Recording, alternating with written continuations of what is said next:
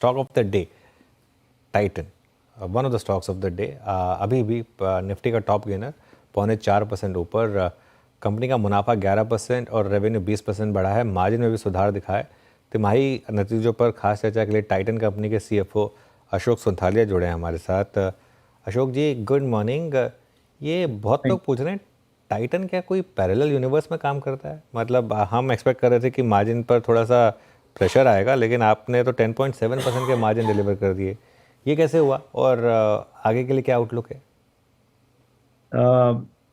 FY 26 की शुरुआत अच्छी हुई है Anuj. April month ended with Akshaya Tritiya festival which is a big day for us, और काफ़ी संतोषजनक प्रदर्शन रहा है। सो अगर और स्थिति हर तरह से, क्योंकि FY 25 आप देखें काफ़ी एक्सटर्नल चैलेंजेस, वोलाटिलिटी रही, गोल्ड प्राइसेस काफ़ी बढ़ते रहे, जो कि कंज्यूमर सेंटिमेंट को इम्पैक्ट करते हैं। बायर ग्रोथ पे थोड़ा सा प्रेशर आता है, जो कि हमने देखा गोल्ड सेगमेंट में। तो वो सब है, लेकिन with the more favourable macro expected in FY 26, जहाँ पे वेडिंग डेट्स हैं, interest rate trajectory is going down, finance minister ने जो टैक्स कट दिया था वो अवेलेबल होंगे, तो ओवरऑल हम काफ़ी ऑप्टिमिज्म के साथ FY 26 को देख रहे हैं। जस्ट होप यही है कि मैक्रो जियो पॉलिटिक्स ज़्यादा डिटरिएट नहीं करे यहाँ से और संभल जाए। चलिए, अब आते हैं कुछ की इंटरनल्स पर। और सबसे पहले हम शुरुआत करेंगे आपके ज्वेलरी बिजनेस के साथ। ठीक है ना? अच्छा, आपने कहा अक्षय तृतीया काफ़ी अच्छी रही आपके लिए। इस साल अक्षय तृतीया पर क्या ग्रोथ रही आपकी वैसे?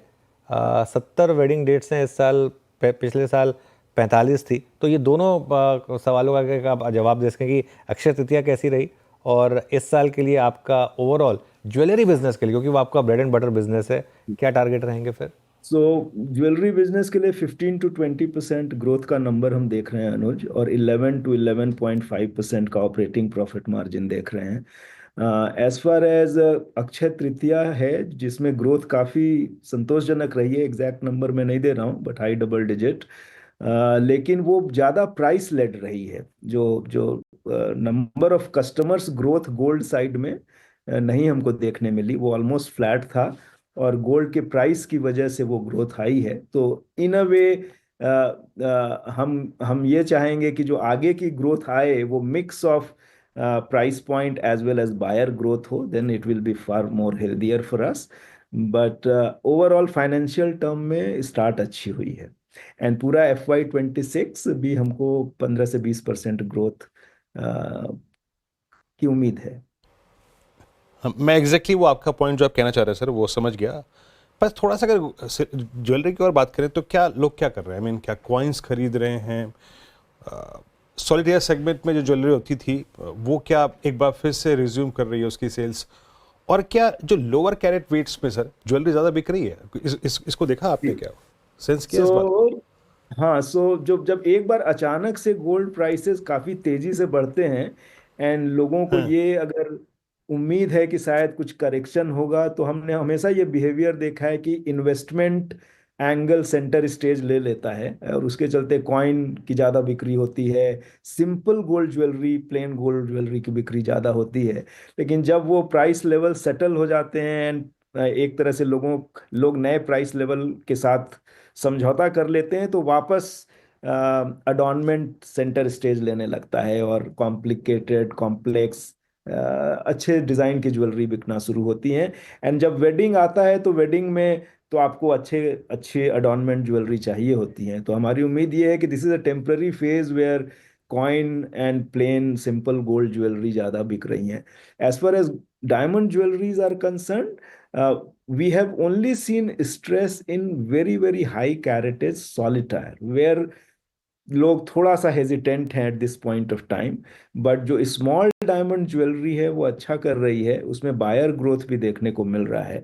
तो overall it's a good balance, and we hope कि गोल्ड में भी धीरे धीरे वेडिंग लेड जब परचेजिंग शुरू होगी, और पूरे साल में वेडिंग के अच्छे डेज हैं जो आपने बोले, तो वापस normal portfolio product mix gold jewellery में भी देखने मिलेगा। अच्छा सर, ये वॉचेस एंड वियरेबल्स, इसमें भी अच्छी ग्रोथ नज़र आ रही है। तो यहाँ पे क्या ग्रोथ देख रहे हैं आप? क्योंकि और दूसरी बात ये, जो स्पेशली कुछ बड़े ब्रांड्स थे लाइक रागा, यहाँ पे ग्रोथ कैसी रही इस बार? सो एनालॉग वॉचेस में हम मार्केट लीडर हैं, काफी डोमिनेंट मार्केट लीडर हैं इंडिया में। और analog watch on product innovation and premiumisation, I think both things are firing so well for us कि उसमें आपने देखा होगा पिछले कई क्वार्टर से mid teen to high teen growth numbers हैं, 18, 17, 20% काइंड ऑफ नंबर हम डिलीवर कर रहे हैं। एंड हमें उम्मीद है कि वो ग्रोथ मोमेंटम कायम रहने वाला है। Raga is a very very prominent and popular women brand, जहाँ पे design led, jewellery led kind of watches रहती हैं, और इंडिया के ethnic wear tradition, wedding tradition में बहुत बहुत सुटेबल है वो वॉच, एंड काफ़ी पॉपुलर है। तो एनालॉग वॉच जहाँ तक सवाल है, हमको mid teen to high teen growth number momentum continue करता हुआ दिख रहा है। स्मार्ट वॉचेस जो सेगमेंट है, पिछले साल इंडस्ट्री काफ़ी स्ट्रेस में थी, हम स्लाइटली बेटर ऑफ थे, but we have shifted our strategy and rather more consolidating the product quality and price premium than chasing growth in FY26. So I think we will maintain, but we'll try to make that business more sustainable and profitable rather than just chasing volume there. Okay, बिल्कुल। अच्छा, मैं एक बार अशोक जी वापस उस चीज़ पर आ रहा हूँ जो आपने कही कि जो ग्रोथ रही वो फुटफॉल में इतनी नहीं रही, लेकिन गोल्ड के प्राइसेस, अक्षय तृतीया वाली बात हो रही थी, उसकी वजह से एक इम्पैक्ट आया। तो इवेंचुअली आपके बिजनेस में वो कैसे ट्रांसलेट होता है? क्योंकि क्या फिर आप मेकिंग चार्जेस परसेंटेज के हिसाब से देते हैं, उससे आपके बॉटम लाइन पर इम्पैक्ट आएगा, या कैसे? मतलब टॉप लाइन तो बड़ी हुई दिखाई देगी, बॉटम लाइन पर उतना इम्पैक्ट नहीं आएगा, ऐसा कुछ होगा? थोड़ा सा अगर एक्सप्लेन कर सके तो इस फैक्टर को। सो गोल्ड प्राइसेस जब काफ़ी ज़्यादा बढ़ती हैं अनुज, तो थोड़ा सा मार्जिन के लिए ये बहुत फेवरेबल सिचुएशन नहीं होता है। एक तो ये कि कॉइन ऑइन की सेल मिक्स में जब ज़्यादा बढ़ती है, वो लो मार्जिन प्रोडक्ट है। एंड इवन डायमंड ज्वेलरी में जो गोल्ड कंपोनेंट होता है वो ज़्यादा प्रोमिनेंट हो जाता है वैल्यू टर्म में, तो उसके भी मार्जिन पे असर पड़ता है। लेकिन ग्रोथ का एक पॉजिटिव इम्पैक्ट ऑपरेटिंग लिवरेज के थ्रू जरूर आता है, क्योंकि आपके जो फिक्स कॉस्ट वगैरह हैं वो एक्सपैंड उतना नहीं करती हैं, और सो वो एक प्लस साइड है। बट गोल्ड ओवरऑल थोड़ा सा मार्जिन पे प्रेशर क्रिएट करता है। हमारी उम्मीद ये है कि ये जो अभी का बिहेवियर है, all of a sudden in Q4 जब 1 लाख के करीब गोल्ड प्राइसेस आई, तो वो एक थोड़ा सा साइकोलॉजिकली कंज्यूमर सेंटिमेंट को अफेक्ट करता है। लेकिन as we enter into FY26, we think जो बाइंग बिहेवियर है वो नॉर्मलाइज होगा, एंड हम जो मार्जिन को है वो 11 से 11.5% के बीच में मेंटेन कर पाएंगे। 11.5% के बीच में फिर मेंटेन कर पाएँ। पहले हम आपके एक साड़ी बिजनेस की भी बात करते थे, उसमें एक कुछ वो आपने उसको अबेंडन किया, या अभी भी वो बिजनेस है आपका, और वहाँ कैसा व्यू है? नहीं अनुज, अबेंडन करने का कोई सवाल नहीं है। इस क्वार्टर में जो आपको 4% का एक निगेटिव ग्रोथ दिख रहा है, एक्चुअली सेकेंडरी सेल्स में ग्रोथ है। पिछले सिमिलर क्वार्टर में हमने कुछ नए शोरूम फ्रेंचाइज मॉडल में खोले थे, तो जो प्राइमरी सेल्स थी, तो लाइक टू लाइक कंपैरिजन नहीं हो पा रहा है, but it's a small business, so we don't want to give lot of explanation around that also, but I think we are trying our best to create a customer value proposition जो कि लोगों को पसंद आए। जो लोग आ जाते हैं तनेरा में, I think everybody appreciates, everybody loves that, and conversion काफी हाई है। लोगों का awareness and a reason for them to walk in to our showroom, we need to work hard on that, and I think we are trying to do that. अच्छा Ashok sir, एक सवाल पूछूं मैं अब, मतलब जब किसी की कोई शादी होती है ना, मैरिज, दूल्हा दुल्हन को आप नीचे से लेकर ऊपर तक आप ही सजाते हैं, टाइटन, है ना? जी जी जी, वो ये कारण है कि आप है ना, ये बिल्कुल सच बात है। कोई गिफ्टिंग हो आपके टाइटन के शोरूम में, आज आप अप्रोक्सीमेटली फुल ईयर का 50,000 करोड़ से ऊपर का रेवेन्यू पोस्ट कर रहे हैं सर। क्या आने वाले वर्षों में, अदर देन दीज सेगमेंट्स, कहीं पर आप कैपिटलाइज करने के बारे में सोच रहे हैं?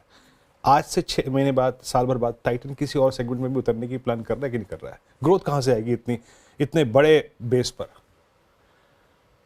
Of course, Virendra, jewellery business continue to do very well. हमारे जो 4 ब्रांड्स हैं ज्वेलरी डिवीजन में, CaratLane, Mia, Tanishq, which is the most prominent and big brand, and then Zoya on the upper end. India में जो प्रीमियमाइजेशन है, बिगनिंग फॉर लग्जरी प्रोडक्ट्स है, तो जोया वहाँ पे काफी कुछ कर सकता है और आगे बढ़ रहा है. Tanishq itself is doing pretty well. So jewelry will remain mainstay of Titan company growth in foreseeable future for sure. And other businesses, जैसे मैंने बोला, एनालॉग वॉचेस, आई केयर की ग्रोथ अब आपने Q3 Q4 दोनों देखा होगा, mid-teen% में आ रहे हैं. जो स्ट्रेटेजिक शिफ्ट हमने 5 क्वार्टर पहले लिया था, उसके रिजल्ट्स दिख रहे हैं. तो आई केयर की भी ग्रोथ FY26 में हमें उम्मीद है कि स्ट्रॉन्ग डबल डिजिट में रहेगी. The other smaller categories were fragrances, women's bag and Tanera, they are small. Fragrances is kind of कम, जो उनका इंडस्ट्री साइज है उसमें अच्छे हैं नंबर पे, लेकिन ठीक है. जो विमेंस बैग है एंड साड़ी है, they have to grow, they are still very small.